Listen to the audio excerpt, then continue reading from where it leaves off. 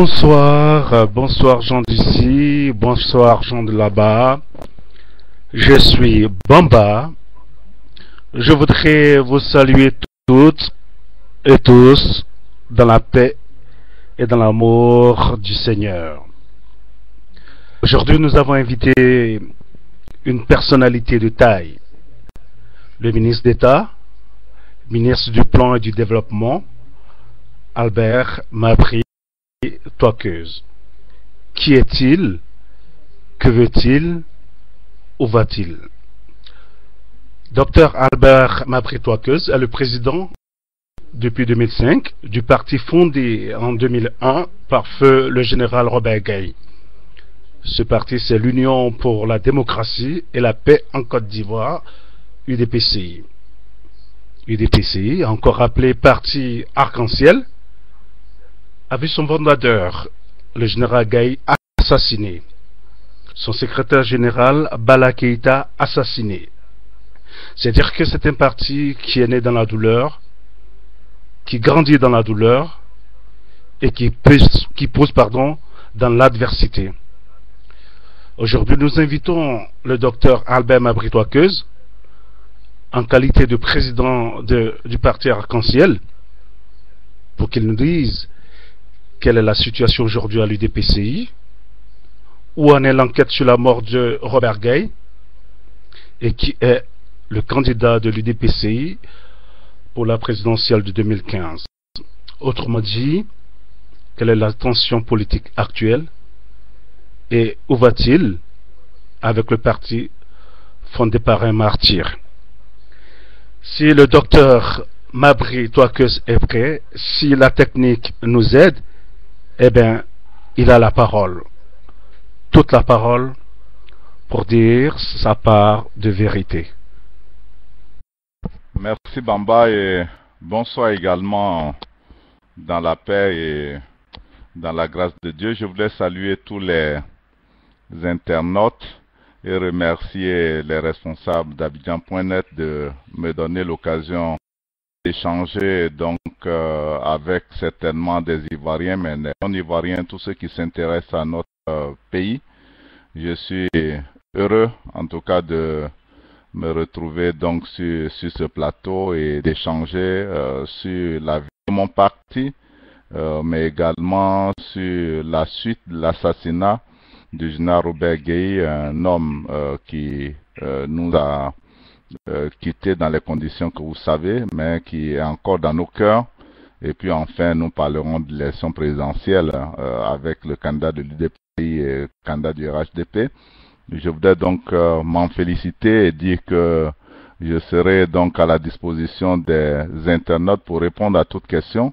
Je voudrais simplement sur les trois questions répondre rapidement que l'UDPCI se porte très bien.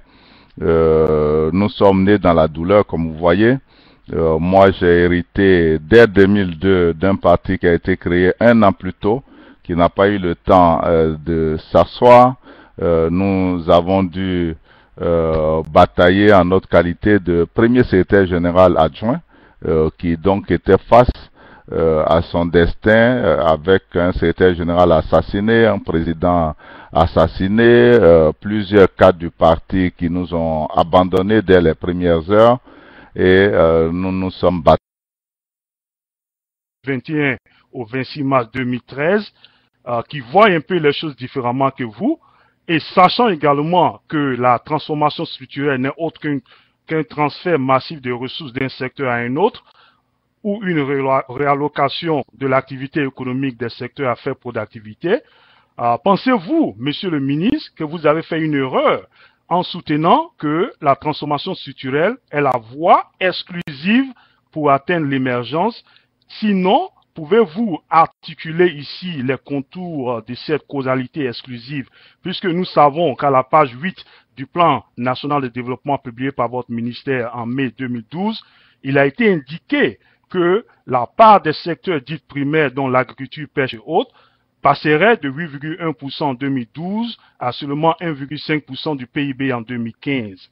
Pour finir, monsieur le ministre, Pensez-vous être aussi en déphasage avec le président Alassane Ouattara qui pense contrairement à vous que d'autres voies comme l'industrialisation, l'optimisation de la performance du capital humain et le développement productif à travers la maximisation des avantages comparatifs de la Côte d'Ivoire sont aussi des éléments essentiels, non seulement pour atteindre l'émergence, mais aussi créer un développement durable? Merci. J'ai aussi 4 questions posées par des internautes parce qu'ils ont la possibilité de nous envoyer un PV des questions. La première question est relative, en fait c'est une question couplée, elle est relative au général Robert Gueye et au docteur Bala Keïta. Eh bien, l'internaute voudrait précisément savoir quelles sont les conditions de l'assassinat de ces deux personnalités et concrètement, que fait l'UDPCI pour que la vérité soit sue. Un autre internaute demande quel bilan pouvez-vous faire des 4 années passées au gouvernement, notamment sous le régime de Ouattara.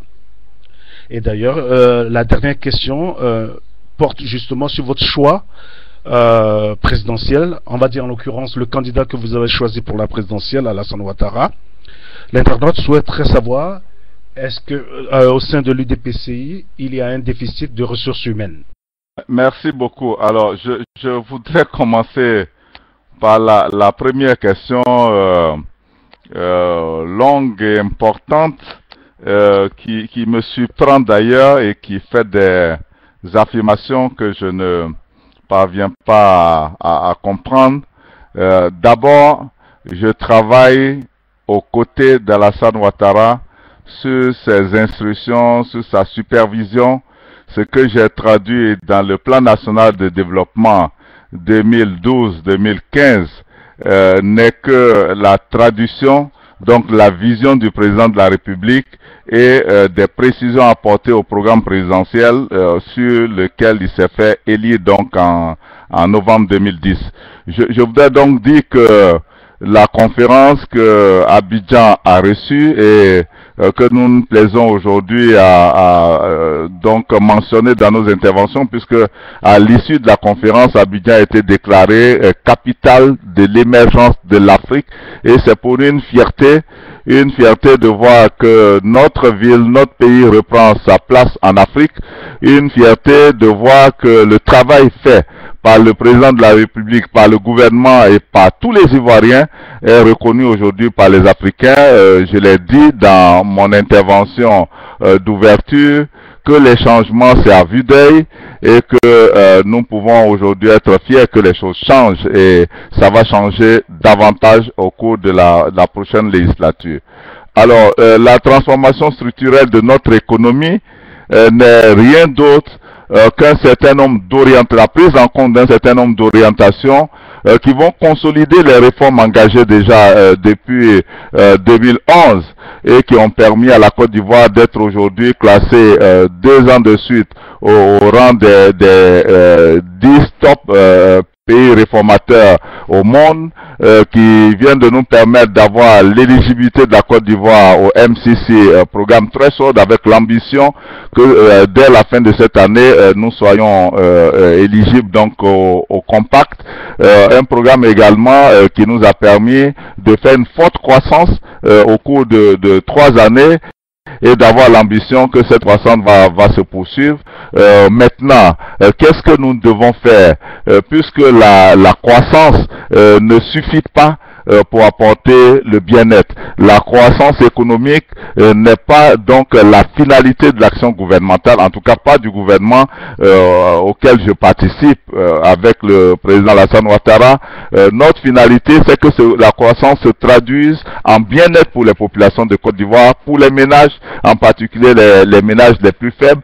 C'est pour ça que pour nous, l'émergence a un sens, et c'est pour ça que nous avons tenu à réunir ici tous ceux qui ont une expérience sur cette matière et avec lesquels les Africains ont échangé. Je voudrais donc dire qu'ici, il s'agit donc de tout ce que nous devons faire pour que notre économie, l'économie de la Côte d'Ivoire, qui a au cœur de son système l'agriculture, avec bien entendu nos 2 ports comme poumons, ne continue pas donc de s'accrocher et de croître sur la base de l'exportation des matières premières, sur la base donc de la réalisation de plusieurs infrastructures d'une importance, mais que tout cela nous conduise donc à l'émergence d'une classe moyenne consommatrice qui va permettre donc de maintenir la croissance donc de notre PIB. Je voudrais dire que ce que j'ai déclaré n'est pas du tout en contradiction avec la réunion que vous mentionnez, la réunion de 2013 des ministres de l'Union africaine et de la CEA en charge de l'économie et des finances. C'est une réunion que j'ai présidée, dont je connais les conclusions, et qui recommande donc à l'Afrique d'inscrire donc la transformation de notre économie autour de l'industrialisation. Nous avons, avec le président Alassane Ouattara, pris la décision depuis 2 ans de faire en sorte que le cacao que nous produisons, et donc je disais donc que la transformation de nos matières premières en produits finis et semi-finis ici au cœur de notre stratégie. En second lieu, les matières premières minières que nous avons commencer maintenant à exploiter également vont être au cœur de la stratégie, et nous ne nous arrêtons pas là, puisque nous allons développer davantage les services, notamment le tourisme, pour que tous ces projets puissent aboutir et conduisent à la transformation de notre économie. Nous savons qu'il y a un certain nombre d'investissements à faire dans les infrastructures, c'est ce qui se fait actuellement, et notamment dans l'énergie, parce que nous ne pouvons pas donc avoir une industrie performante, un secteur minier performant s'il n'y a pas suffisamment de sources d'énergie au niveau de notre pays, surtout que nous sommes obligés d'alimenter un peu nos voisins. Donc ce que j'ai dit n'est nullement en contradiction avec le président de la République, qui est totalement d'accord avec moi, et qui d'ailleurs a participé de bout en bout à cette conférence au niveau d'Abidjan. Donc je ne sais pas d'où le tsunami est parti, mais je voudrais donc tous vous rassurer que je suis en phase avec le président Alassane Ouattara, et je suis en phase avec les conclusions de la réunion de 2013 à Abidjan, et je pars dans une semaine d'ailleurs à Addis Abeba pour une réunion donc des ministres africains de l'économie et de la planification au niveau de l'Union africaine de la CEA. Alors, où nous en sommes avec quelles sont les conditions de l'assassinat de Robert Gueye et de Bala Keïta? Je voudrais dire que je suis malheureusement mal placé pour le dire. La seule chose que je peux donner comme information aux internautes, c'est que c'est la veille de l'assassinat du général. J'étais avec lui jusqu'à 20h. Je devais le retrouver le lendemain pour préparer donc le congrès des femmes de l'UDPCI qui devait se tenir 48 heures plus tard. Et donc ce matin-là, il y a eu ce que nous savons sur Abidjan. J'ai échangé avec son aide de camp, son épouse, et puis plus tard j'ai appris qu'il a été assassiné. Nous avons eu des informations de ceux qui étaient avec lui et qui ont eu la vie sauve, mais c'est une affaire qui est donc pendant devant la justice, et j'ai espoir que dans quelques semaines la clarification sera faite et qui permettra d'innocenter donc le général Robert Gueye, et surtout de punir tous ceux qui l'ont assassiné. En ce qui concerne Bala Keïta, je lui avais parlé 5 jours avant, et Bala m'avait promis de venir puisque j'étais son premier adjoint, chargé donc de l'administration du parti, et donc j'étais en train de l'attendre lorsque j'ai eu cette information-là le 1er août de l'assassinat de Robert Gueye sur RFI. Nous nous sommes rendus à Ouagadougou avec son épouse, et puis nous avons, après avoir rencontré le président Compaoré et bien d'autres autorités, nous sommes rentrés et le corps est donc arrivé, les obsèques ont eu lieu à Korogo. Nous attendons là aussi, et j'ai une fois relancé le gouvernement pour que on se mette en rapport avec le gouvernement burkinabé afin de donner une suite à l'enquête qui avait été engagée sur l'assassinat de Bala Keïta. Quel bilan je fais de mes 4 ans aux côtés du président Alassane Ouattara? Je voudrais dire que j'aurais préféré que ce soit mon patron qui, à ce stade-là, dise peut-être ce que j'ai fait et ce qu'il pense de moi. Mais en ce qui me concerne, j'ai un certain nombre de chantiers qui relèvent de la compétence de mon département que nous avons engagé. Aujourd'hui, la BAD est de retour à Abidjan. Nous sommes en train de préparer les 50 ans et les assemblées annuelles. Nous avons produit le plan national de développement 2012-2015. Nous nous préparons à faire le bilan et nous sommes en train d'élaborer le plan de développement 2016-2020 qui sera le plan de l'émergence de la Côte d'Ivoire. Nous avons travaillé donc sur l'étude prospective Côte d'Ivoire 2040 dont les conclusions seront présentées au mois d'avril pour indiquer bien les hypothèses que nous avons sur notre développement et les contraintes que nous devons avoir en tête. Vous savez qu'il y a eu des études avec des scénarios qui ont été élaborés en 2010 et ensuite en 2025. Donc cette étude est importante et le plan national de développement va l'intégrer donc dans sa stratégie. Ensuite, nous sommes en train de travailler sur donc tout ce qui va permettre le développement au niveau des régions avec les pôles économiques compétitifs. Ces pôles économiques compétitifs vont nous permettre de mieux distribuer les fruits de l'effort commun, de permettre à chacune des régions de se développer et de ressortir les éléments qui vont donc booster l'économie régionale dans les différentes parties de la Côte d'Ivoire. Je voudrais vous dire que si nous réussissons à mettre cette stratégie en jeu, on n'aura plus besoin de quitter les différentes régions de la Côte d'Ivoire pour venir sur Abidjan ou aller à San Pedro pour chercher du travail. Puis, évidemment, nous avons d'autres chantiers en matière de cohésion sociale. Vous savez que nous avons mis en place un programme avec le professeur Koné Marito qui est en train de travailler et qui est en contact donc avec toutes les structures pour que la cohésion soit donc en place. Nous avons eu d'autres chantiers que nous avons conduits à bout, c'est le recensement général de la population et de l'habitat. Le recensement était en retard de plusieurs années et si nous n'avons pas réussi à le faire, nous n'aurons pas donc des indicateurs qui vont permettre d'évaluer l'action gouvernementale, mais aussi de permettre aux investisseurs d'avoir l'éclairage nécessaire pour s'intéresser donc à l'économie ivoirienne. Nous sommes en train donc de conclure l'étude sur le niveau de vie des ménages qui permet d'évaluer le niveau de pauvreté. Parce que tous ceux qui font des déclarations, c'est des estimations ou quelquefois c'est sur du vide. Mais je voudrais dire que d'ici le mois d'avril, nous aurons les conclusions de l'étude sur le niveau de vie des ménages en Côte d'Ivoire et donc de mesurer la pauvreté et voir si la pauvreté a progressé dans le bon sens ou pas, c'est-à-dire si la pauvreté a reculé. Je voudrais dire que les chantiers sont nombreux. Je ne pourrais pas faire donc dans les détails sur ce plateau pour nous permettre donc de traiter d'autres questions qui intéressent les internautes. Enfin, on m'a dit est-ce qu'il y a un déficit de ressources humaines à l'UDPCI qui a mené donc notre congrès de décembre 2013 à faire le choix d'Alassane Ouattara comme candidat? Je dirais non. Non, il n'y a pas de déficit de ressources humaines. J'ai été candidat moi-même en 2010. Je voudrais dire que lorsque on est candidat, c'est pour apporter le meilleur à son parti. Lorsqu'on est candidat, c'est pas pour soi, c'est pas pour la forme, c'est pour des actes autour d'un programme.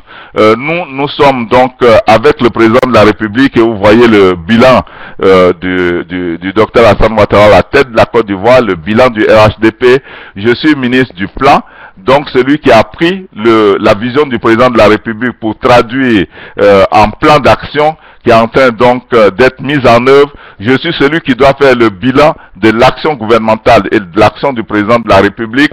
Et puis de dire je suis candidat contre le président de la République. Donc tous les Ivoiriens, sauf quand ils sont de mauvaise foi, sont aujourd'hui fiers du bilan. Il a remis la Côte d'Ivoire à un niveau qui est que la meilleure des choses que nous ayons, si nous sommes des vrais patriotes, c'est de l'accompagner, c'est de le soutenir, c'est de lui permettre donc de réaliser cette grande vision qu'il a pour notre pays, un pays qui en 2020 se fera respecter. C'est le cas déjà avec tout ce que nous organisons comme une conférence importante ici. avec la mobilisation de nos partenaires à nos côtés. Donc je voudrais dire que nous n'avons pas de déficit de ressources humaines. Maintenant, quand le président aura fini sa mission, eh bien nous verrons bien qui parmi les Ivoiriens sera le mieux placé pour continuer. Et évidemment, en cette matière-là, nous avons espoir et nous travaillons à ce que les Ivoiriens placent leur confiance en nous pour poursuivre ces chantiers importants que le président Ouattara est en train d'engager aujourd'hui. Monsieur le ministre, Zibone vous pose 6 questions, 6 bonnes questions. Sa première question est simple, il vous demande combien d'adhérents compte l'UDPCI. La deuxième question, il vous dit le rattrapage ethnique est-il un mythe ou une réalité en Côte d'Ivoire? Je précise que ces questions émanent de Zibone qui est dans la salle. La troisième question qu'il pose, c'est combien coûte un pain en Côte d'Ivoire? La quatrième question, il demande, pensez-vous que nous aurons une élection juste et transparente alors que nous savons que ce qui se passe au niveau de la CEI en Côte d'Ivoire? Bon, je reprends sa question, elle est un peu compliquée. Pensez-vous que nous irons à une élection juste et transparente alors que nous ne savons pas ce qui s'est passé au niveau de la CEI en 2010? Voilà. Sa cinquième question, croyez-vous que les Ivoiriens sont heureux? Et sa dernière question, sixième, combien s'élèvent aujourd'hui les dettes intérieures et extérieures de la Côte d'Ivoire? Alors, merci Monsieur le ministre pour votre réponse. Je pense qu'il faudra peut-être retourner sur ce que Fraternité Matin a dit dans sa parution du 19 mars 2015, comme quoi vous avez dit que la transformation structurelle était la seule voie. Peut-être qu'il faut rectifier cela en allant de l'avant, mais j'aimerais rapidement poser une autre question. Et aussi, dans le même courant, la présidente des femmes de votre parti politique, l'UDPCI, Madame Farah Soro Koulibaly, a dit sur les antennes de la RTI, pendant le journal télévisé de 13h du 19 mars 2015, qu'il fallait résoudre la question de parité entre les hommes et les femmes avant de prétendre à l'émergence. Que pensez-vous de cette proposition quand nous savons par exemple qu'aucun pays émergent ou développé au monde n'a encore atteint la parité et ils ont quand même, comme la Côte d'Ivoire a proposé non la parité mais l'équité entre les femmes. Pensez-vous que dans la politique de l'UDPCI, c'est plutôt la parité alors que le président de la République propose l'équité? Merci. Combien d'adhérents avons-nous? Je crois que tous les partis politiques en Côte d'Ivoire auront du mal à répondre à ces questions. Donc, pour que nous puissions répondre à cette question avec précision, nous avons engagé depuis maintenant 1 an donc une action importante de renouvellement des structures de base où nous indiquons que pour pouvoir donc appartenir au bureau local d'une structure de jeunes, de femmes ou des coordinations des sections mères, etc., il faut détenir une carte à jour. Et je me propose d'ici le mois prochain de faire donc le bilan de cette action. Ce que je peux vous faire noter déjà, c'est que à l'occasion de l'élection de 2010, j'ai enregistré plus de 110 000 électeurs qui ont fait option donc sur Mabri. Et puis ce chiffre s'est consolidé avec les élections législatives et les élections locales qui ont suivi. Évidemment, je voudrais vous donner rendez-vous dans les prochaines semaines pour pouvoir certainement vous apporter la réponse, parce que l'adhésion pour nous signifie quelqu'un qui détient une carte et ce point-là va nous être fait en ce qui concerne l'UDPCI dans les jours à venir. Est-ce que le rattrapage ethnique existe? Bon, je ne sais pas ce qu'est le rattrapage ethnique, donc vous me voyez mal fondé à vous donner la réponse qu'il faut ici. Ce que je puis vous indiquer, c'est qu'il est bon que l'ensemble des Ivoiriens, que tous les cadres ivoiriens, les Ivoiriens de toutes les régions, de toutes les confessions religieuses, participent à l'action de construction nationale. Nous avons besoin de cela et nous devons y travailler. Nous avons un pays qui a été fort grâce à la fraternité que nous avons su cultiver entre nous, cette fraternité doit demeurer et nous devons faire en sorte d'avoir une administration qui soit impartiale, mais aussi qui soit plurielle de tout point de vue, et c'est ce que je pense. Combien coûte le pain, la baguette de pain en Côte d'Ivoire? Ben, la baguette de pain coûte 150 francs, je ne sais pas si c'est une question qui est posée pour faire un commentaire, mais en tout cas, si c'est pour le prix de la baguette que vous ne connaissez pas là-bas, pour le moment, c'est le prix, et nous devons faire en sorte que les Ivoiriens aient la possibilité, lorsqu'ils veulent manger du pain, d'acheter du pain. C'est pour cela que les produits qui sont subventionnés, parmi ces produits-là, évidemment, le pain figure. L'élection sera-t-elle juste et transparente lorsque nous ne savons pas ce qui s'est passé au niveau de la CEI en 2010? Je ne sais pas comment on peut dire qu'on ne sait pas ce qui s'est passé au niveau de la CEI en 2010. Nous avons observé en 2010 une CEI qui a eu donc du mal à s'exprimer, qui devait donner les premiers résultats, où le président a certainement eu des soucis, où certains membres ont déchiré des documents, il y a eu des affrontements, mais ce qu'il fallait comprendre simplement, c'est que les résultats qui sont sortis des urnes en 2010 étaient des résultats que chaque parti avait directement, et donc chacun de nous avait des fichiers, mais aussi l'ONUCI qui avait en charge la validation de ces résultats avait des fichiers. Donc nous savons tous ce qui s'est passé, et ce qui a été fait maintenant, c'est de faire en sorte de renouveler cette CEI, notamment en mettant au goût du jour. Vous constaterez par exemple que les forces nouvelles n'y sont plus,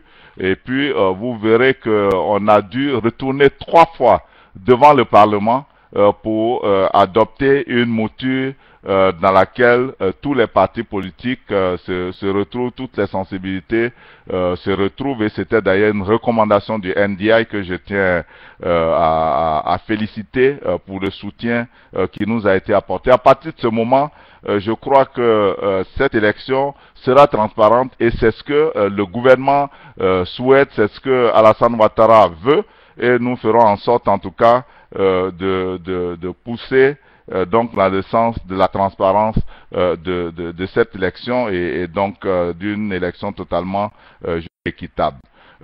Les Ivoiriens sont-ils heureux? Ce serait trop prétentieux de ma part de répondre à la place des Ivoiriens, dire qu'ils sont heureux. Ce que je voudrais simplement indiquer aux Ivoiriens, c'est que le président de la République est arrivé au pouvoir dans des conditions particulièrement difficiles, et assez rapidement, il a mis en place des instruments qui ont permis de prendre en compte des attentes les plus pressantes. Il s'agissait notamment de l'électricité, de l'eau potable, de l'école, de la santé, de la salubrité. Ces actions étaient conduites dans le cadre du PPU, conçu déjà à l'hôtel du Golfe au moment où c'était hyper difficile, et autour donc du PND, un certain nombre d'actions majeures se sont engagées. Nous venons de très loin. Vous verrez qu'il y a des pistes villageoises en Côte d'Ivoire où aucune machine n'était arrivée depuis 15 ans, depuis 20 ans. Donc c'est tous ces chantiers qu'il faut reprendre en main. Aujourd'hui, les chiffres sont là et parlent en faveur donc de l'action qui a été engagée. Maintenant, nous avons fait la croissance, nous travaillons à ce que cette croissance soit inclusive, c'est-à-dire que chacun puisse ressentir dans son ménage donc les retombées de la croissance, et c'est ce qui va être inscrit dans le PND phase 2, où la question de l'emploi, la question de l'accès et de la qualité de l'école, la question de l'accès aux soins de santé pour l'ensemble de nos concitoyens, un minimum d'infrastructures pour le mieux-être, notamment l'eau potable, les routes, ces questions d'électricité seront prises en compte pour que nous puissions rendre les Ivoiriens davantage heureux. Je voudrais simplement leur dire que c'est des chantiers qui se poursuivent, et moi j'ai foi que nous allons dans le bon sens. On me dit que je dois donc faire une déclaration. Je voudrais dire que la transformation structurelle de notre économie, eh bien, c'est ce que j'ai dit, et ce n'est pas en contradiction avec l'industrialisation.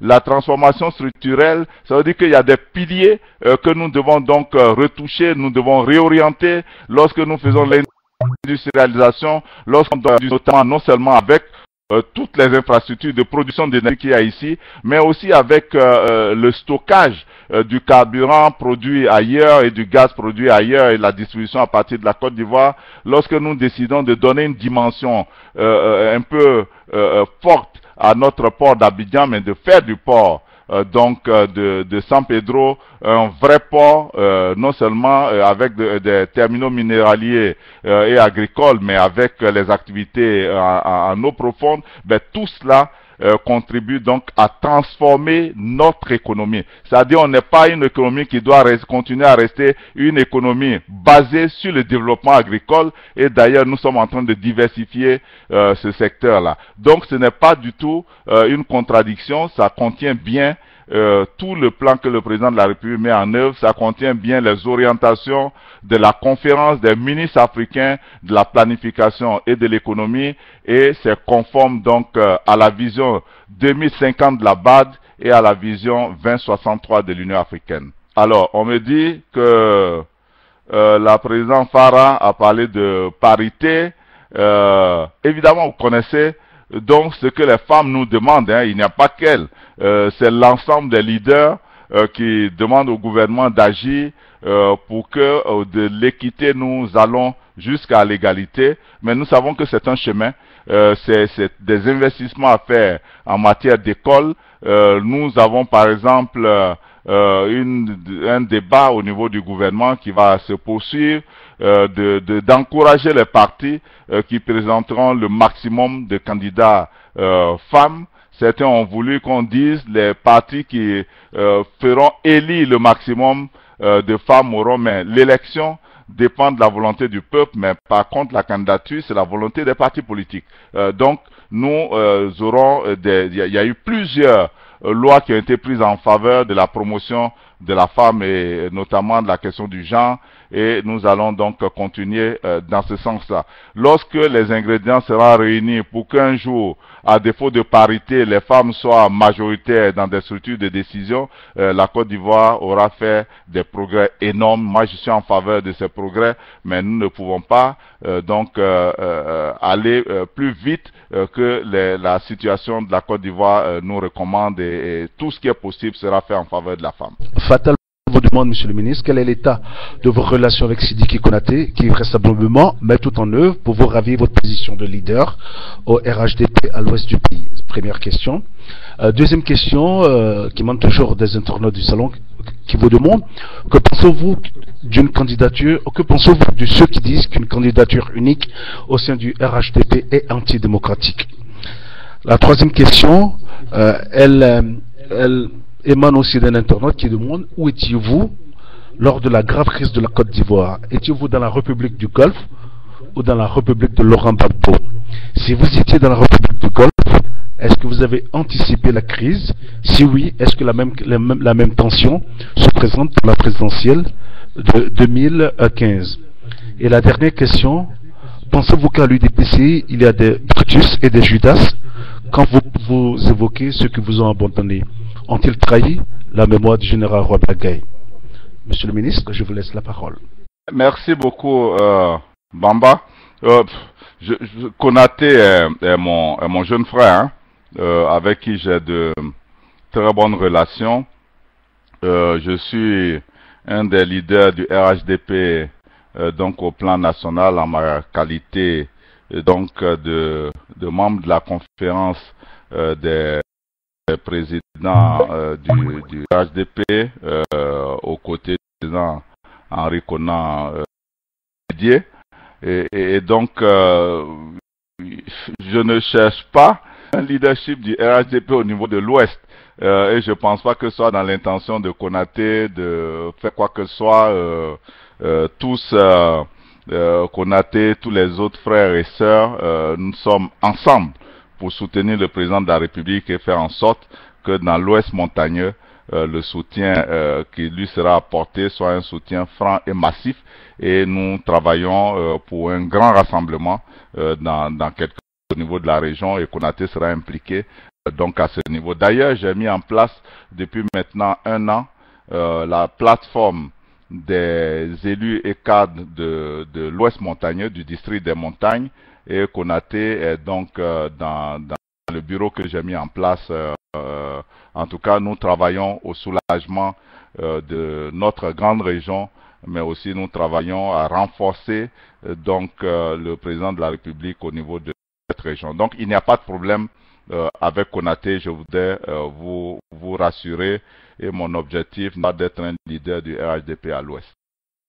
Ça fait partie des acquis. Ce que nous cherchons, c'est de voir comment à partir de là nous pouvons apporter le meilleur à l'Ouest, et notamment nous positionner national aux côtés de nos aînés. Est-ce que la candidature unique au niveau du RHDP antidémocratique, je ne sais pas pourquoi. Pourquoi vous... je crois qu'il y a des gens qui sont aux États-Unis, qui savent que là-bas, à chaque élection, il y a pour l'essentiel des candidats républicains et démocrates. Et ce n'est pas du tout antidémocratique. Ce ne sont pas les sensibilités à l'intérieur des grandes formations politiques qui manquent. Nous, RHDP, nous pouvons avoir des sensibilités donc à l'intérieur, mais nous sommes tous au fouettis. Les partis membres du RHDP sont aujourd'hui des partis libéraux. En réalité, il y a eu donc quelques incompréhensions par le passé qui nous ont amenés à cette situation. Et d'ailleurs, vous voyez le débat sur le parti réunifié qui ajoute les déclarations du président Bédié, les déclarations du président Ouattara, nous-mêmes ce que nous disons, comment rassembler pour apporter la paix et la stabilité de manière durable, et avoir des hommes de qualité à la tête donc de l'État de Côte d'Ivoire pour plusieurs décennies encore, à l'effet de nous apporter le meilleur. Donc ce n'est pas antidémocratique, bien au contraire. Ceux qui, à l'intérieur des partis, ne veulent pas se soumettre donc aux organes de décision, aux instances de décision que sont les congrès et les décisions et les conventions, et qui naviguent à compte courant, ne sont pas des démocrates, parce que le démocrate aussi, c'est celui qui se soumet à la décision de la majorité et qui dit « je suis dedans, je continue ». Donc nous les observons. De toute façon, c'est un débat qui forcément arrivera, et je n'ai pas de souci que nous continuons de mobiliser la majorité, non seulement à l'intérieur du RHDP, mais à l'intérieur de la Côte d'Ivoire, qui doit continuer d'accompagner le président Alassane Ouattara pour nous apporter le meilleur. Est-ce que j'étais au golf? Oui, j'étais au golf. Est-ce que j'ai anticipé? Vous connaissez tous l'ambiance qui prévalait. J'ai voté donc à l'Ouest. Je suis rentré à Abidjan le jour même de l'élection, et le lendemain, je m'étais rendu au golf où notre équipe devait donc se réunir pour commencer à enregistrer les résultats. Et puis bon, tout ce qui s'est passé est arrivé. Donc nous sommes restés là avec le président de la République et son aîné, et c'est ensemble que nous avons redonné espoir aux Ivoiriens, et que nous devons continuer donc d'être la clé de la Côte d'Ivoire future, donc de la Côte d'Ivoire émergente. 2010 n'est pas 2015. Je crois que nous devons faire en sorte que cette élection soit une élection paisible, et que le vaincu reconnaisse donc sa défaite, et que tous nous mettons à la disposition du vainqueur pour reconstruire notre pays. Y a-t-il des Judas à l'IDPCI? Vous savez, l'adhésion au parti est libre, donc les gens peuvent adhérer et ressortir. Moi, je suis toujours heureux que ceux qui ont commencé avec nous restent avec nous pour toujours, parce qu'on se connaît et on peut faire chemin ensemble. Mais quand quelquefois certains pensent qu'ils peuvent trouver mieux, ou qu'ils sont pressés, ou alors qu'ils vont donc à la table de ceux qui ont fait leur effort seuls, et bon, si on les accepte, je n'ai aucun problème avec ça. La porte reste toujours ouverte à l'ensemble de nos militants, ceux avec qui nous avons eu des incompréhensions qui veulent revenir, eh bien ils peuvent revenir, ils trouveront donc à l'intérieur de la maison arc-en-ciel toujours des frères et des sœurs qui veulent construire une Côte d'Ivoire de paix, de solidarité, de rassemblement, avec l'ensemble des Ivoiriens, en particulier ceux qui partagent notre vision politique. Alors, Monsieur le ministre, il y a Fiorella qui est dans la salle, qui vous demande, voici sa question, quelles sont les voies et moyens empruntés par l'UDPCI pour se tourner vers ceux qui continuent à se sentir lésés et laissés pour compte afin de faire de la réconciliation nationale une réalité et pas juste un slogan. Cette question vient de Fiorella qui est dans la salle. Deuxième question, elle émane de la Biche Royale qui est dans la salle. Monsieur le ministre, autant nous sommes fiers des avancées économiques, autant nous sommes très inquiets en ce qui concerne le processus de réconciliation nationale. Est-ce que vous ne pensez pas que l'émergence est égale aussi à une justice impartiale? Elle ajoute, vous venez de l'Ouest, il y a des massacres à Dieucoué. Est-ce que vous ne pensez pas que condamner juste les pro-LMP donne l'air que l'État ne considère pas certains Ivoiriens? Cette question émane de la Biche Royale. La dernière question est celle-ci. Monsieur le ministre, beaucoup d'Ivoiriens pensent que la sentence contre Mme Gbagbo est justifiée, sachant que de l'autre côté, aucun responsable de l'autre partie n'est poursuivi. Est-ce que pensez-vous que cela soit un élément qui aiderait à la réconciliation nationale?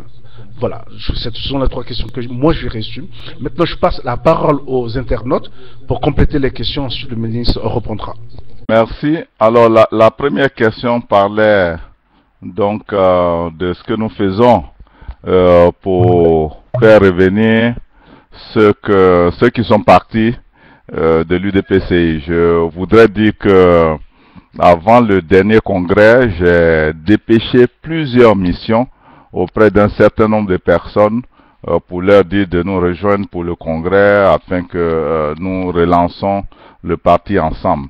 Ceux qui pouvaient donc venir sont venus, mais après le congrès, j'ai mis en place un comité de médiation à l'effet de parler aux uns aux autres, et moi-même je reste disponible parce que quelquefois c'est pas par le comité de médiation forcément que les uns et les autres passent. Donc ceux qui veulent revenir sont en train de revenir. Nous encourageons tous les autres à revenir sans se gêner, dans la vérité, dans la bonne foi et dans la fraternité.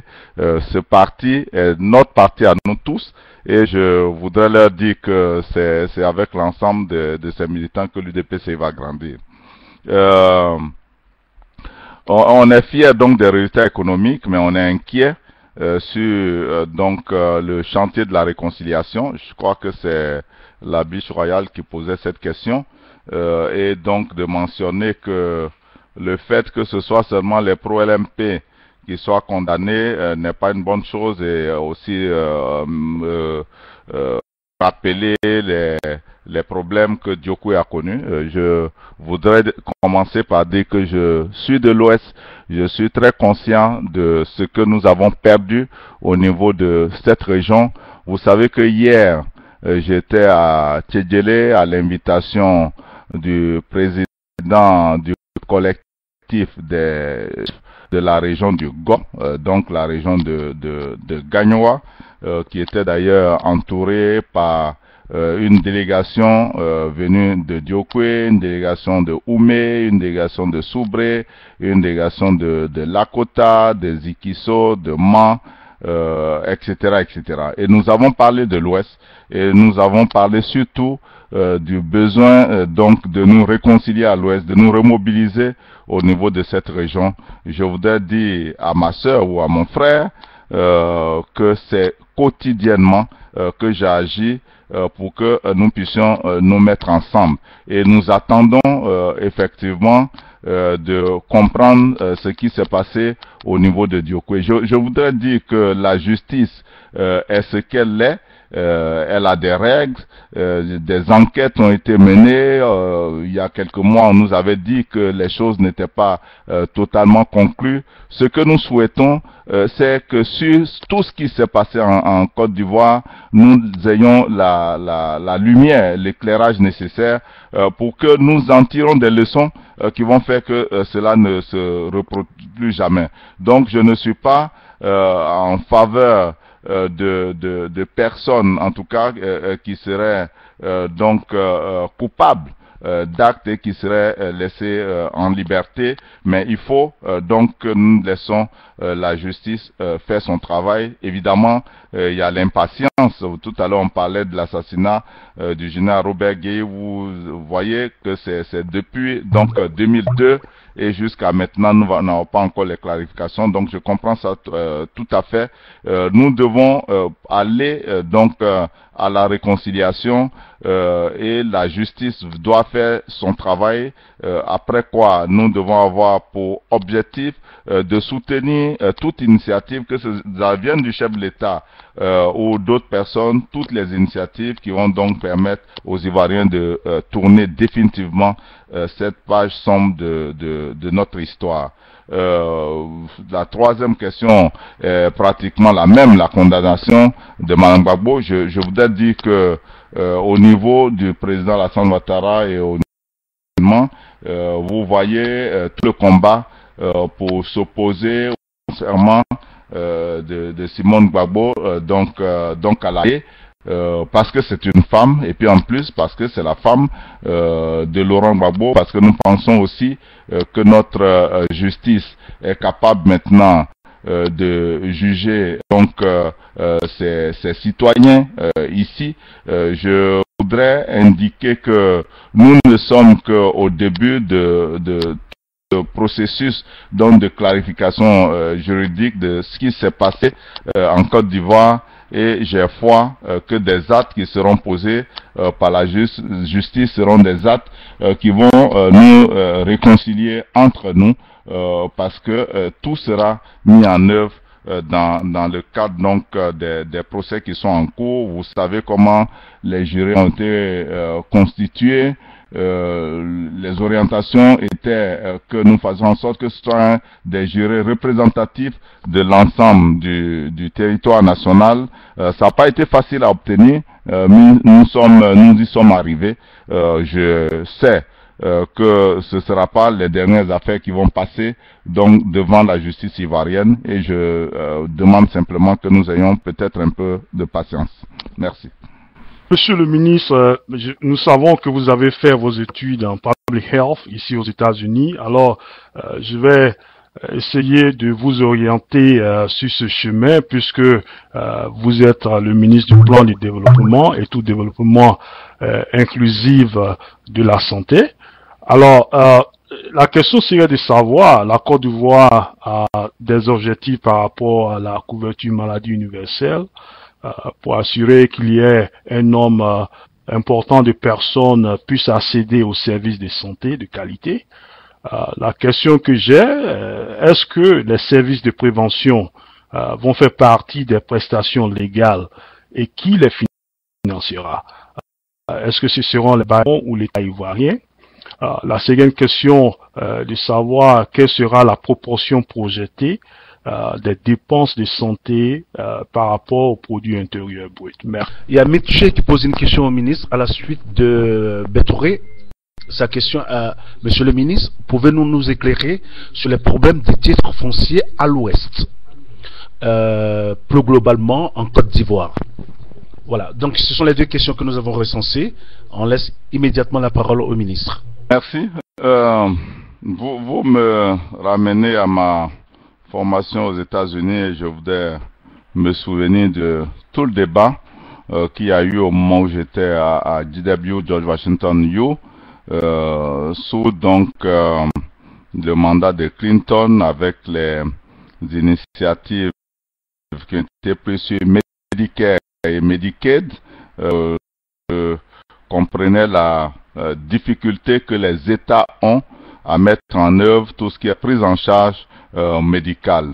C'est des systèmes très souvent déficitaires. Les États-Unis l'ont expérimenté et l'expérimentent à nouveau avec le projet de Obama. Nous voyons la situation en France où c'est un système qui engloutit beaucoup d'argent, où il y a beaucoup de fraude et évidemment donc les États ont du mal à maintenir. Alors nous, la vision du président Alassane Ouattara, c'est de faire en sorte que chacun ait accès à un minimum de package en matière de santé et que ce soit dans l'objectif de la lutte contre la pauvreté, de l'équité aussi, que nous fassions face à cela. Je voudrais vous rappeler que les services de prévention sont suffisamment couverts par l'État. Si la vaccination n'est pas subventionnée, si les questions de salubrité alimentaire ne sont pas subventionnées, si les médicaments ne sont pas subventionnés, notamment dans les centres de santé ruraux, dans les centres de santé urbains, très peu d'Ivoiriens auront accès au service de santé. Donc la prévention, en tout cas, est couverte en bonne partie, et ce que nous devons faire, c'est surtout les cures qui sont données, notamment la santé de la mère et de l'enfant, la santé concernant un certain nombre de pandémies. Par exemple, la CMU doit pouvoir couvrir la prise en charge d'un cas de paludisme sur l'ensemble de notre territoire. Donc, ce package-là va être défini et tout le monde aura accès à ce minimum-là. Alors, quel est le coût et qui va le supporter? Évidemment, je voudrais vous dire que c'est plusieurs milliards qui ont été dépensés par l'État de Côte d'Ivoire pour la gratuité et ensuite la gratuité ciblée au niveau du secteur de la santé. Ce que nous allons faire dans le cadre du programme 2016-2020, c'est d'évaluer avec précision sur la base d'estimation ce que l'État pourrait mettre là, et ce sera l'État. Maintenant, les partenaires qui viendront certainement pour soutenir l'État, mais c'est l'État de Côte d'Ivoire qui va financer ce système avec la contribution des ménages. Je rappelle simplement que les ménages en Côte d'Ivoire dépensent énormément d'argent pour leur santé. Quand on voit la structure des dépenses des ménages en Côte d'Ivoire, la santé occupe une bonne place. C'est vrai qu'il y a des surprises que nous avons découvertes avec une place aussi de choix pour la communication, notamment les téléphones cellulaires. Mais je voudrais dire que la santé prend beaucoup, donc c'est des Ivoiriens qui déjà dépensent pour leur santé, à qui il sera donc demandé ici d'apporter une contribution pour que l'État puisse accompagner. Quel est le pourcentage donc des dépenses de santé dans le PIB? Je voudrais dire que la CEDEAO, l'Union africaine, plusieurs structures de référence invitent donc les États africains à monter jusqu'à 15% du budget qui soit consacré à la santé. Nous, en ce qui nous concerne, nous sommes encore un peu en dessous de 5%, mais c'est près de 100 milliards budgétisés chaque année, et cela va croître au fil des années que nous mettons donc dans les dépenses de santé qui sont quelque chose d'essentiel.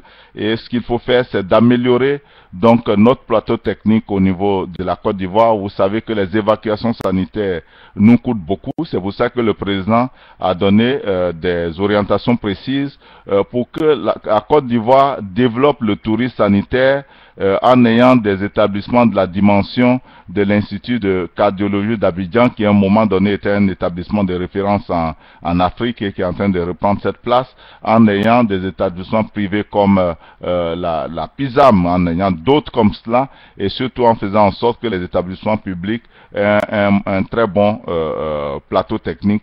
Ça aura un coût, mais nous devons le faire, tout comme nous devons mettre en place un réseau de formation sanitaire de premier contact sur l'ensemble du territoire national. Alors la question foncière à l'ouest, comme ailleurs en Côte d'Ivoire, parce que quelquefois, comme ça a entraîné des troubles à l'ouest, on a l'impression que le problème du foncier, c'est seulement à l'ouest. Mais je voudrais vous dire qu'il y a des problèmes du foncier au nord, il y a des problèmes du foncier à l'est. Vous ne pouvez pas imaginer. Chez nous, cette question donc n'est pas encore totalement traitée. Nous allons mettre en place un projet très bientôt de délimitation des terroirs villageois. Ensuite, la question du titre foncier, si on doit aller au titre foncier ou pas, ça va être discuté bientôt avec l'ensemble des partenaires et des bailleurs pour que cette situation se clarifie. Vous savez que le foncier aussi doit mieux s'organiser pour attirer les investisseurs du secteur privé. Ils sont nombreux ceux qui veulent investir et qui veulent donc avoir la sécurité foncière lorsqu'ils doivent louer ou acheter. Ils veulent être sûrs que l'acheteur ou la personne qui leur loue le terrain est le vrai propriétaire, qu'il a les documents. Donc c'est une priorité pour l'État et l'État est en train de s'apprêter à engager donc un très vaste programme au niveau du ministère de l'Agriculture. Albert, Mavri-Poaqueuse, le ministre sera-t-il candidat en 2020? Ça c'est la première question. La deuxième question, que pensez-vous de Boko Haram? La troisième question, en venant travailler en Côte d'Ivoire, après vos études aux États-Unis, alors que vous avez la possibilité de rester aux États-Unis, pensez-vous aujourd'hui, avec recul, avoir opté pour un bon choix? La troisième question, aurons-nous les élections transparentes cette fois-ci, sans coup-de-feu? La quatrième question, dans votre disque dur, monsieur le ministre, êtes-vous oufouetiste ou gayiste? Et la cinquième question, monsieur le ministre, quels sont vos rapports, pour de vrai, avec l'ex-président? Voilà. Si toutes ces... Ah, enfin, il y a une dernière question. Pardonnez, il y a une dernière question. Est-ce que le général Robert Gueye est le père du coup d'État de 1999? Merci beaucoup. Des questions très intéressantes. Je voudrais donc vous remercier. Est-ce que je serai candidat en 2020? Nous sommes en train de travailler sur des schémas. Je ne sais pas encore ce que ça va donner. Vous savez que la question du RHDP comme parti réunifié est en cours. Les candidats au niveau des partis sont des candidats qui sont soutenus par les instances des partis, notamment par les congrès compétents ou par les conventions. Ce que je sais moi, c'est que j'ai foi en ce pays.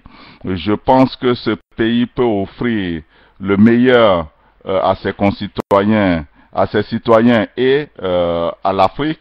Et je sais que le président Alassane Ouattara est en train d'engager des chantiers aujourd'hui qui vont donc contribuer à l'animation de cette foi que j'ai en la Côte d'Ivoire, qui va devenir un grand pays, avec donc le rassemblement de tous ces enfants, avec la prise en compte de la contribution de chacun de nous. Si Dieu, et notamment les militants du RHDP ou de l'UDPCI, me faisaient confiance pour 2000, je continue des chantiers qui auront été engagés pour la grandeur de la Côte d'Ivoire et qui n'ont pas été achevés, ou ouvrir de nouveaux chantiers pour le développement de notre pays, qui sera un pays émergent à partir de 2020. Et bien, évidemment, j'en serai très heureux. Ce que je fais aujourd'hui, c'est de montrer ma loyauté, de me mettre à la disposition de mon patron, de me mettre à la disposition de la Côte d'Ivoire, des Ivoiriens, de tous bords, de tous horizons. Je le fais parce que je pense que c'est la meilleure des choses à faire, et nous attendrons ce que 2020 nous réserve et ce que Dieu nous réserve sur ce chemin-là. Qu'est-ce que je pense de Boko Haram? Je voudrais dire que nous souffrons vraiment de ce qui se passe au niveau du Nigeria. Les premières douleurs, c'était déjà avec l'enlèvement de toutes ces jeunes filles que les leaders de Boko Haram ont décidé d'utiliser comme esclaves sexuels ou de marier de force. Je suis musulman et ce que je sais de l'islam, c'est que on n'enlève pas les enfants des gens de force pour aller les marier. Ce que je sais de l'islam, c'est que tout se fait dans la cohésion, avec l'accord du père des familles. Ce que je sais de ma religion, que j'aime et qui est une grande religion, c'est que c'est une religion de paix. C'est une religion qui donc ne fait pas la promotion des assassinats gratuits que nous sommes en train d'enregistrer. Donc ce n'est pas cette image-là que je voudrais de l'islam, et chaque fois que j'ai l'occasion de parler à nos leaders religieux, aux guides au niveau de la Côte d'Ivoire, je leur dis de rester en éveil, de parler à tous nos religionnaires et de leur dire que ce pays n'a pas besoin d'être perturbé par des manifestations de foi du genre des militants de Boko Haram. Prions tous pour que nous soyons préservés de ce qui se passe au Nigeria et maintenant au Cameroun, au Tchad et au Niger, dont je salue les leaders qui sont en train de s'engager au nom de la CEDEAO sur le terrain de la lutte contre le terrorisme et l'extrémisme religieux. Les élections de 2015 seront-elles transparentes? Je l'avais dit d'entrée de jeu et je voudrais donner la garantie que ce sera donc des élections transparentes.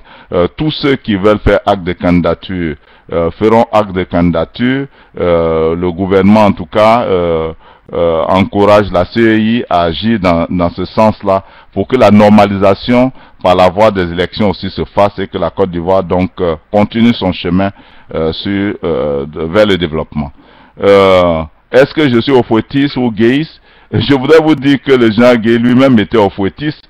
Vous réécoutez toutes ces déclarations dès les premières minutes et jusqu'à ce qu'on l'assassine. Il a servi la Côte d'Ivoire aux côtés d'Houphouët-Boigny en tant que officier supérieur, officier général, chef d'état-major, une référence au niveau de notre armée.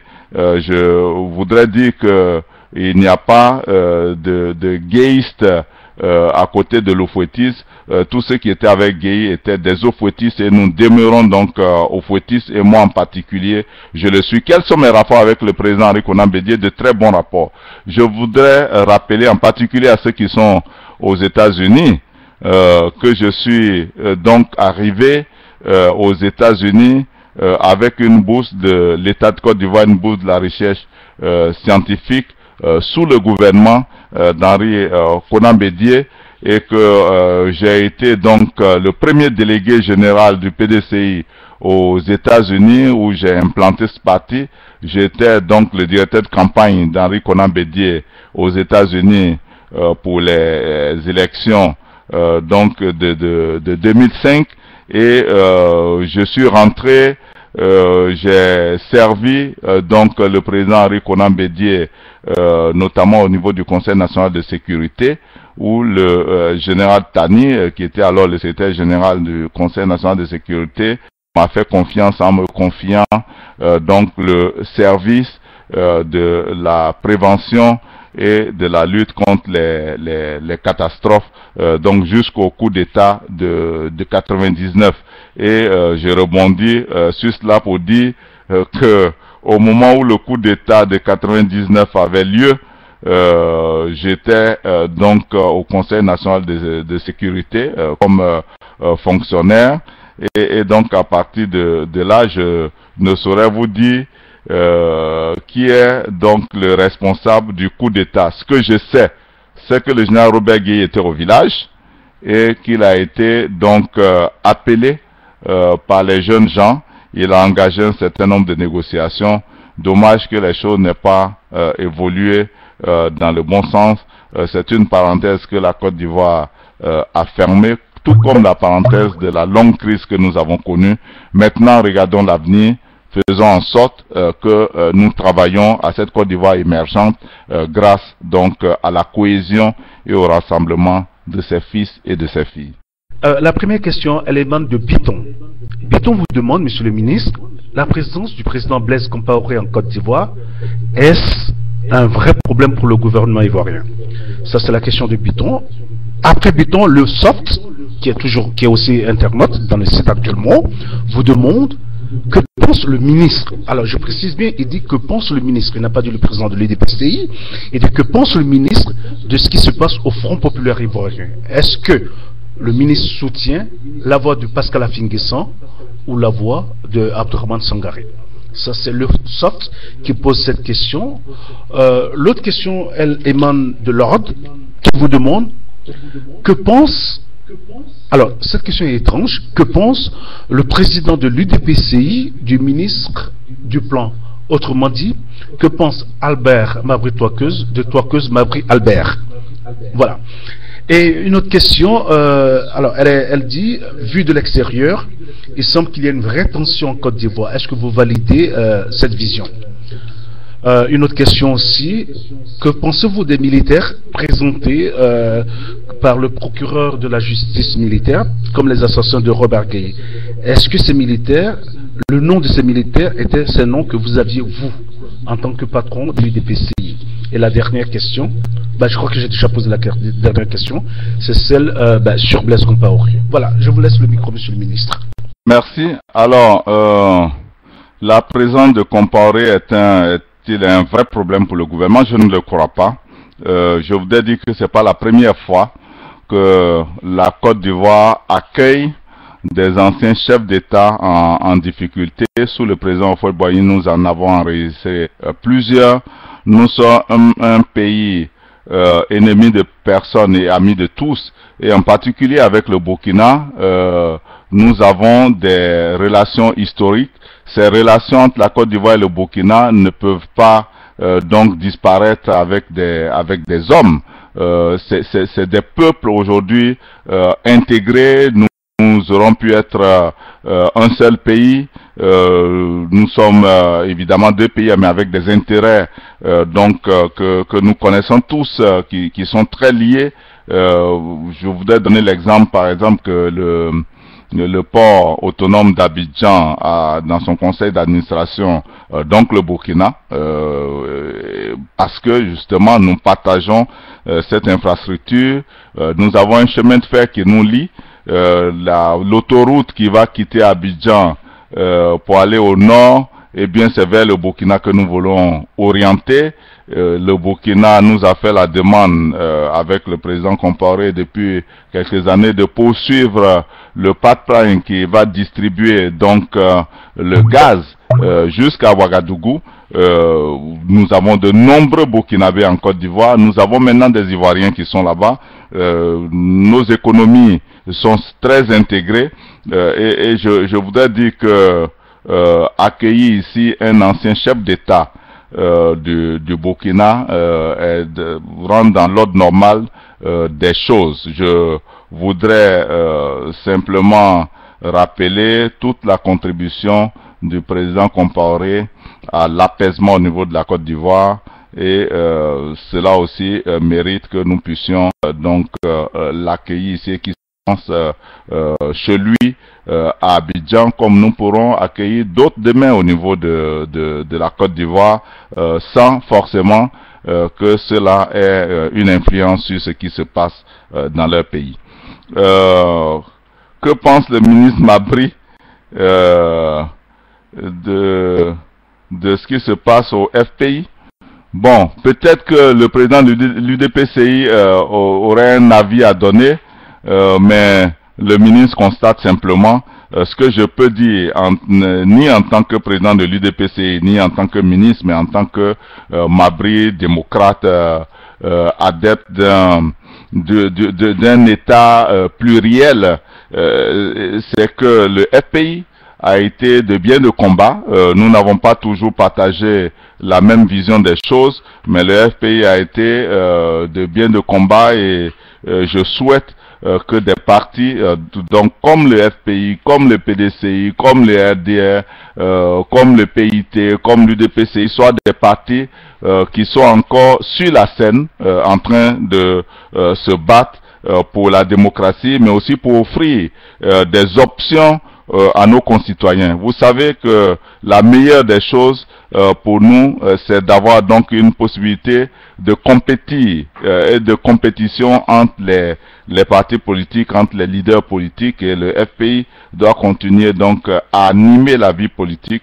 Donc je leur demande de mettre balle à terre, de s'entendre, de faire en sorte de reprendre leur place dans la République pour que nous puissions donc continuer la vie politique de la Côte d'Ivoire ensemble.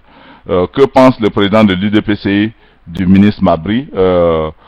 C'est la même et une personne, et ce que je voudrais dire, c'est que dans le gouvernement, nous essayons de représenter le plus dignement possible l'UDPCI, et nous ferons en sorte que partout où nous passons, nous représentons l'UDPCI avec la considération que nous devons au parti que nous portons aujourd'hui.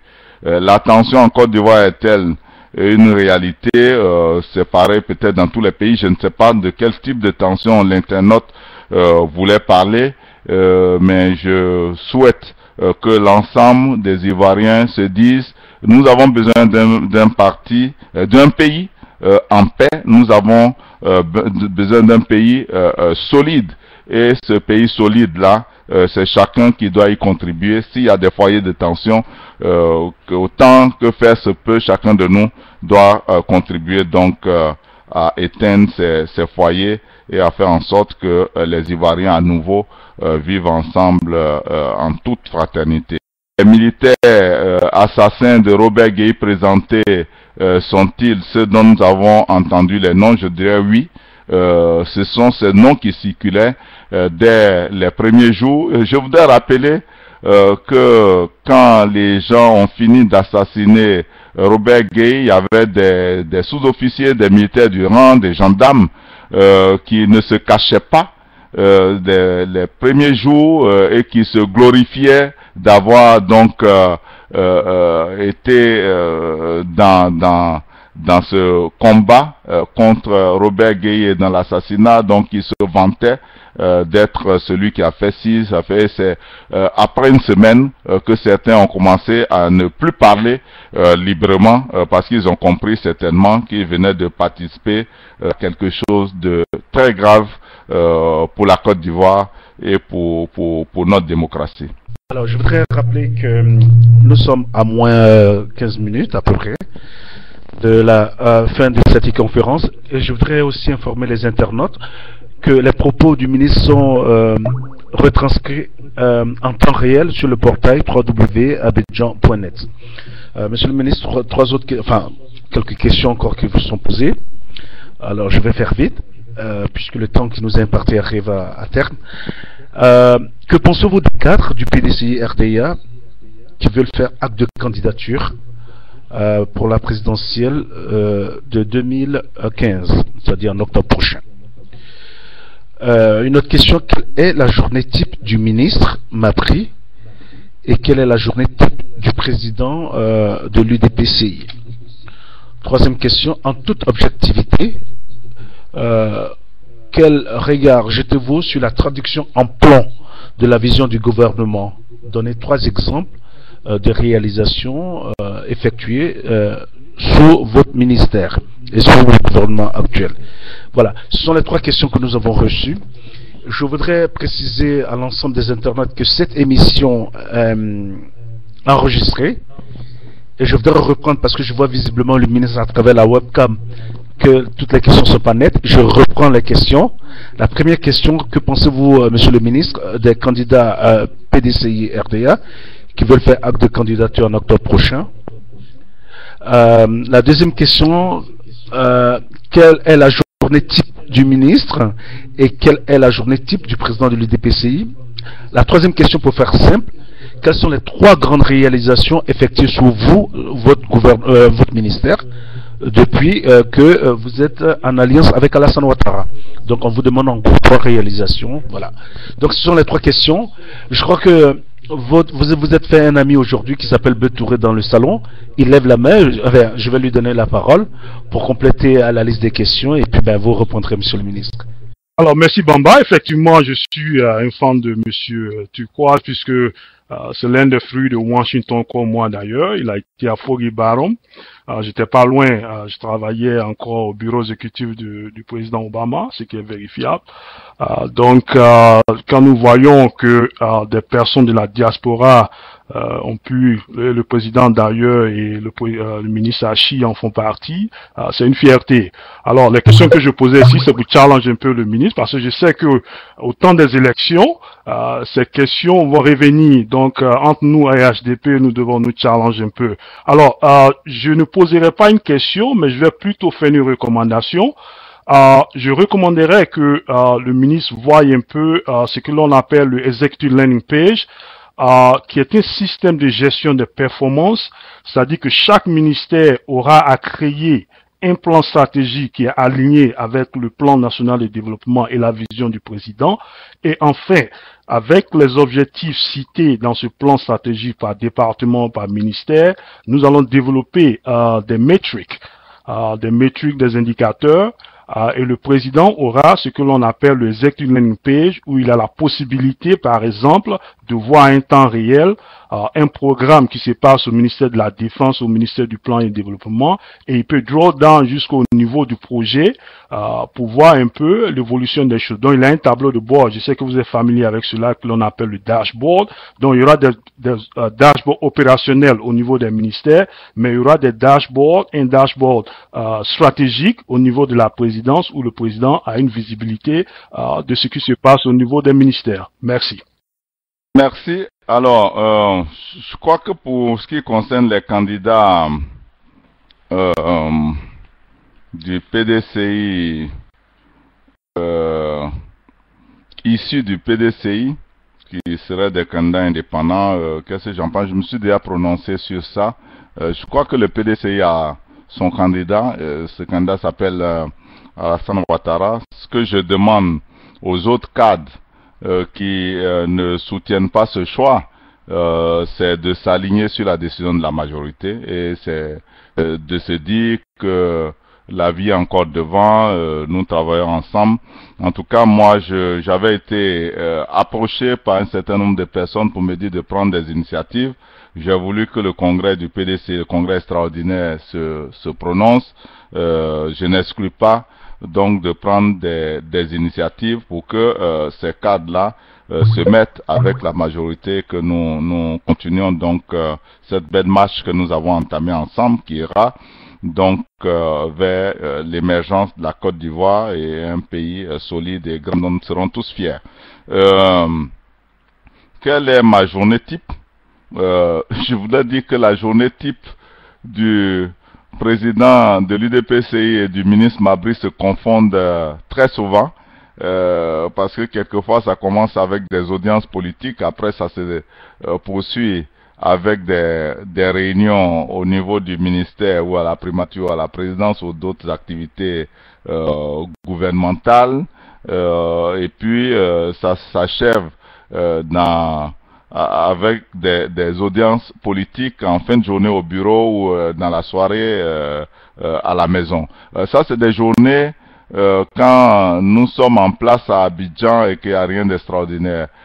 Quelquefois aussi, ces journées-là s'achèvent donc à l'intérieur du pays, comme ce qui s'est passé vendredi, où j'avais donc la clôture de la conférence internationale sur l'émergence de l'Afrique à faire, et aussitôt après j'étais aux côtés du président de la République pour ses audiences, et de là j'ai pris la route pour aller à Gagnoa, parce que le lendemain à 10h j'étais attendu à Tchédjélé, dans un village de la commune de Gagnoa. Il y a aussi d'autres journées qui sont comme aujourd'hui, où il y a eu quelques audiences le matin. Ensuite, le président de l'UDPC a participé au congrès du RDR. Il est rentré du congrès du RDR vers 18h. À 19h, il est allé au sport pour jouer au foot. Il est revenu à 20h30, il a pris une douche et puis se retrouve à débattre avec les internautes. Et tout à l'heure, en rentrant, il a donc ses réunions de demain matin à préparer pendant peut-être 45 minutes, 60 minutes avant d'aller au lit. Généralement, le lit, c'est pas avant minuit. C'est toujours autour de 1h, 2h du matin. Et puis, le réveil se fait avec la prière de l'aube pour le musulman. Et puis, c'est parti donc pour la journée. Bon, maintenant, il y a quelques extraordinaires qui peuvent se produire. Alors, quelles sont mes 3 grandes réalisations au niveau du ministère d'État, ministère du Plan et du Développement avec Alassane Ouattara? Eh bien, la première chose, ce sera l'élaboration du Plan national de développement. Le président de la République m'a confié cette mission d'agir pour le retour de la Côte d'Ivoire à la planification stratégique pour que nous arrêtions de naviguer à vue. Vous savez que la crise économique que nous avons traversée nous a engagés dans les plans d'ajustement structurel qui n'ont pas été toujours heureux pour nous. Et donc, le retour à la planification stratégique devait se faire dans le cadre d'un plan quinquennal. Finalement, nous avons élaboré un plan pour 4 ans compte tenu des conditions de l'arrivée au pouvoir du président de la République. Nous sommes en train maintenant de faire le bilan de ce premier plan et d'élaborer le prochain plan, tout comme l'achèvement de l'étude nationale prospective Côte d'Ivoire 2040. 2 autres choses importantes que nous avons réalisées, c'est le retour de la BAD. Vous savez que la BAD est donc quelque chose d'essentiel pour la Côte d'Ivoire. Le président Houphouët-Boigny a eu donc le siège de la BAD pendant que d'autres États avaient évidemment le siège de l'OUA. Et donc, la BAD a commencé en Côte d'Ivoire en 64-65 dans les annexes de l'Assemblée nationale. Pour nous, symboliquement, c'était important, mais économiquement aussi, c'était important que nous fassions revenir à Abidjan plus de 2000 personnes avec leur ménage et avec toutes les activités qui tournent autour de la BAD et aussi à ramener à Abidjan le premier guichet de développement du continent. C'est important. Nous allons avec beaucoup de fierté dans 2 mois fêter donc les 50 ans de la BAD à Abidjan et organiser les assemblées annuelles 2015 dans notre capitale, désormais redevenue siège de la BAD. Le 3e grand chantier dont je peux dire ma fierté, c'est le recensement général de la population et de l'habitat. Ce recensement devait avoir lieu depuis donc 2008. Ça n'a pas eu lieu, donc aucun chiffre en Côte d'Ivoire n'était à jour, en particulier les dénominateurs. Quand j'arriverai à la recommandation de mon frère d'ici tout à l'heure, vous comprendrez l'importance donc des chiffres et d'avoir donc des références. Et c'est pour cela que nous avons bataillé pour que le 4e recensement général de la population et de l'habitat en Côte d'Ivoire se tienne. Et nous l'avons fait dévancer par un plan d'urgence de production des statistiques de base pour que nous ayons désormais des indicateurs qui nous permettent d'évaluer l'action gouvernementale, mais aussi qui permettent à tous ceux qui veulent investir en Côte d'Ivoire de connaître statistiquement notre pays. Alors, mon frère de Washington qui a parlé de sa fierté, lorsque ceux qui étaient hier donc membres de la diaspora rentrent, je voudrais lui dire merci et justement rebondir sur une question à laquelle j'ai oublié de répondre, puisqu'on m'avait posé la question plus tôt de savoir si avec du recul je pensais que mon retour en Côte d'Ivoire était un bon choix. C'est un retour que j'ai pensé, que j'ai préparé. Je suis parti avec une bourse de la Côte d'Ivoire. J'ai fait des études aux États-Unis en même temps que je menais des activités politiques et j'avais foi que mon retour pouvait contribuer en tout cas aux côtés de mes autres compatriotes et des premiers responsables du pays en particulier, donc à la construction d'un État pacifique, émergent, a donné aussi espoir aux cadres que lorsqu'ils ont fait des formations solides, on peut leur confier des responsabilités et les associer donc à la gestion de l'État ou de ses démembrements. Donc, je ne le regrette pas, bien au contraire, ça indique aussi qu'on peut faire un tour là-bas et revenir. Et ce que je voudrais en retour, c'est chaque fois bénéficier donc de cette amitié, de cette fraternité que j'ai connue au niveau de Washington DC, mais aussi au niveau de New York, de toutes les villes où j'ai eu à me promener, donc d'avoir toujours ce soutien de vous tous qui êtes encore là-bas. Certains nous ont rejoints, mais nous avons besoin aussi que les Ivoiriens soient dans tous les pays du monde et se mettre à la disposition du pays, de la Côte d'Ivoire indirectement, pour que de leur expérience nous profitions également. Enfin, il a donné quelques avis sur donc la mise en œuvre du prochain plan qui sera le plan pour l'émergence. Je suis d'accord avec lui que ce plan va se décliner donc en plan sectoriel que nous allons élaborer, et il aura donc un set d'indicateurs qui seront là, et l'idée qu'il donnait tout à l'heure donc d'un pilotage à distance qui nous permettent de voir donc les projets en cours, la provenance des financements, l'étape dans laquelle se trouve tel ou tel projet, mais aussi suivre les indicateurs, voir que ces indicateurs s'améliorent ou se dégradent, et donc comprendre que nous devons ajuster les choses en cours, est une proposition que je retiens et justement que nous envisageons de mettre en œuvre, et le président de la République est d'accord avec nous sur ce point. Ok, Monsieur le ministre, nous sommes quasiment au terme de cette e-conférence, mais il y a quand même une dernière question qu'on va vous poser. Elle émane donc des internautes ici. C'est la question Joker. Vous pouvez présenter votre Joker pour dire que vous ne répondez pas. C'est la toute dernière question. Et avant de vous laisser la parole, je voudrais, au nom de WebLogi, propriétaire du site Abidjan.net et de plusieurs autres sites, à Ouaga, à Bamako, à Dakar, etc., vous remercier, Monsieur le ministre, de votre présence. Nous vous remercions d'avoir accepté cette invitation. Elle n'a pas été évidente. Nous remercions votre collaborateur, Dr Doua, qui a facilité cela, et vous aussi. Et je voudrais vous dire qu'au nom de toute l'équipe d'Abidjan.net, nos portes vous sont ouvertes, et vous venez quand vous le souhaitez. Et croyez-moi, vous serez toujours bien accueillis. Alors la dernière question est la suivante. L'ivoirité a été une plaie pour la Côte d'Ivoire. Que faire pour qu'un tel néologisme n'existe plus dans ce beau pays? Voilà la dernière question, Monsieur le ministre. Je vous laisse la parole. Vous aurez l'occasion, en répondant à cette dernière question, de faire la conclusion. Merci infiniment, Monsieur le ministre et président de l'UDPCI. Alors, je reprends la question, elle est la suivante. J'avais souhaité que, en répondant à cette question, vous faisiez la conclusion en même temps, puisque nous sommes au terme de cette émission. Et je vous avais remercié au nom donc d'Abidjan.net et de tous les collaborateurs, de toute l'équipe technique, etc., journalistes, techniciens, etc. Et la question est la suivante. L'ivoirité a été une plaie pour la Côte d'Ivoire.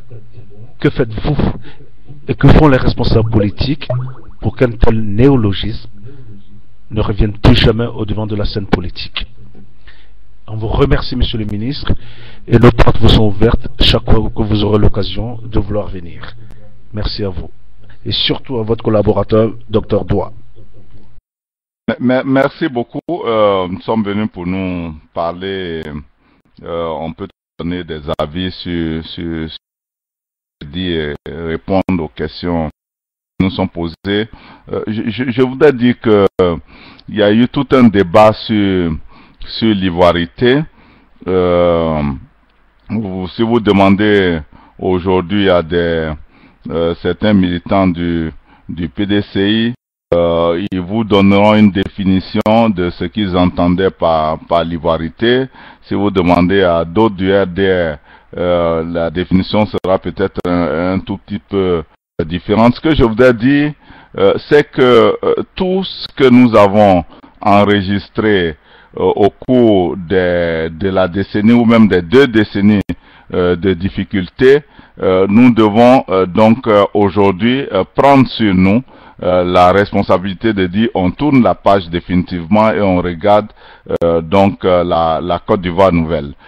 C'est cette voie que le président Henri Konan Bédié et le président Alassane Ouattara nous ont indiqué.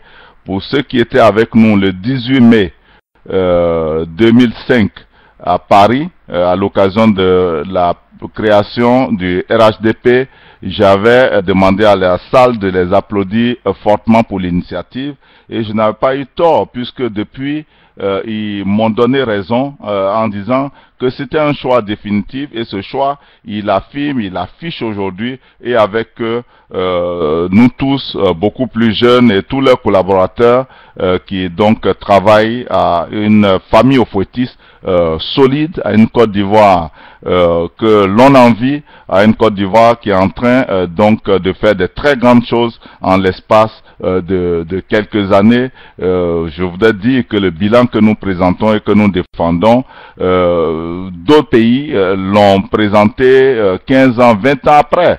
Donc nous sommes allés très vite justement parce que la fraternité est revenue, l'amitié, la solidarité, la considération, c'est ça le plus important, c'est ce que nous devons retenir et je voudrais profiter pour remercier donc tous les internautes, remercier les responsables d'Abidjan.net et dire que ça a été un plaisir pour moi d'échanger avec les internautes. J'espère que je ne les ai pas déçus. Je serai toujours disponible en tout cas pour que nous débattions de la Côte d'Ivoire et de son avenir. Pour moi, c'est un avenir lumineux qui se présente devant nous, à condition de savoir nous rassembler, à condition de renforcer la cohésion nationale, à condition de donner notre part à la réconciliation qui est en cours. Je connais l'intelligence des Ivoiriens et leur attachement à leur pays et je suis sûr que nous aurons une grande majorité de nos compatriotes qui m'entendront et qui avec moi seront donc prêts à agir pour que advienne cette Côte d'Ivoire que nous allons aimer définitivement. Merci beaucoup et à très bientôt.